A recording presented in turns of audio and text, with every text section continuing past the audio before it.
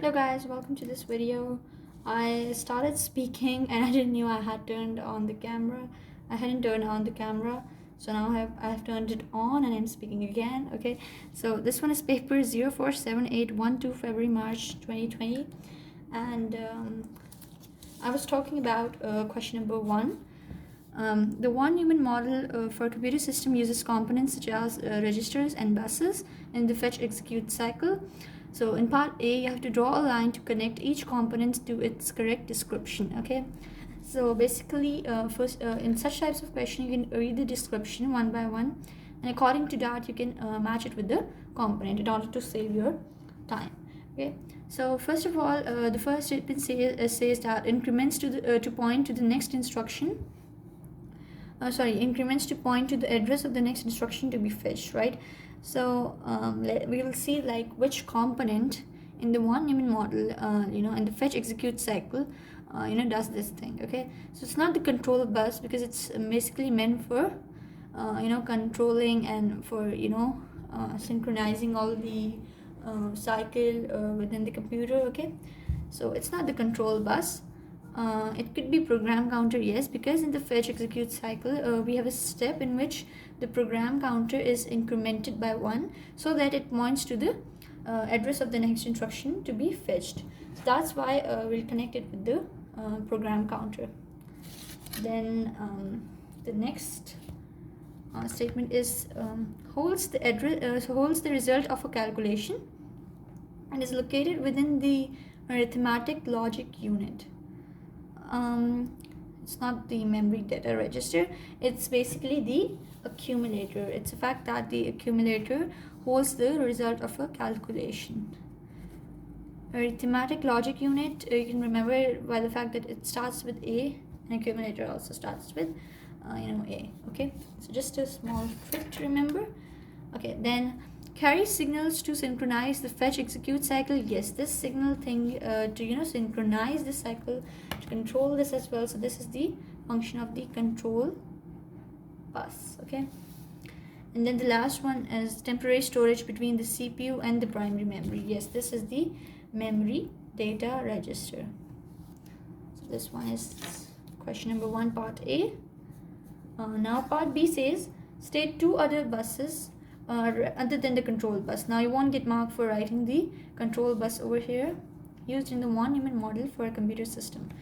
Okay, so there are 3 buses basically, right?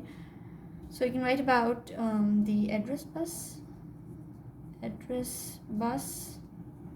and the data bus.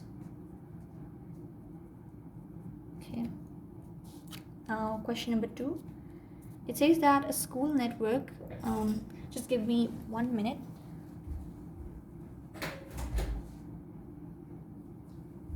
Okay.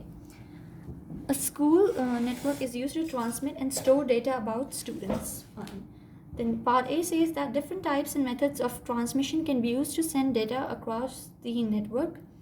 Okay, fine. And then 3 descriptions about data transmission are given. Okay, fine.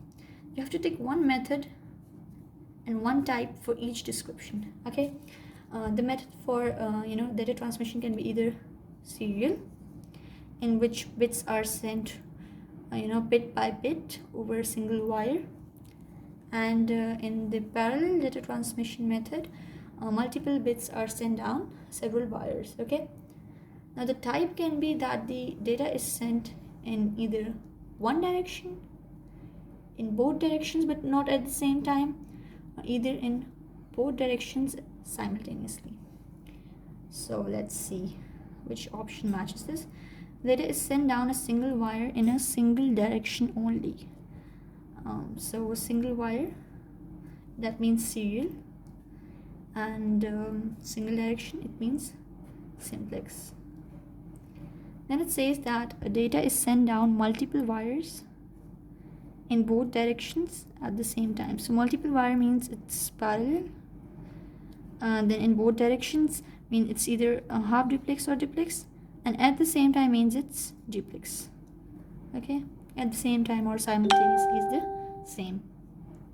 Then data is sent down a single wire in both directions but never at the same time. Single wire means it's serial, and then in both direction means it's either half duplex or duplex, but never at the same time means it's half duplex.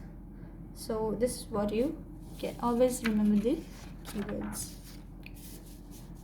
Then part B of this question says that parity bits are used to help detect errors in data transmission. A parity bit is added to each binary value before transmission. Now 3 binary values are to be transmitted using even parity. Okay, you need to know this as well. Then in part 1, you have to complete the parity bit that would be added to each binary value for even parity. Now you have to make sure that the number of ones, because we always count the number of ones, so you have to make sure that the number of ones are even. So let's count the number of ones to check if they are even or not. Okay, otherwise we'll make it even. Okay, 1 2 3 4 5. 5 is an odd number, primary school mathematics, so obviously we'll add 1, so it will be 1 2 3 4 5 6. Now here we have 1 2 3 4. 4 is an even number, so we don't need to have a 1 parity bit. If we add 1 over here, then it would be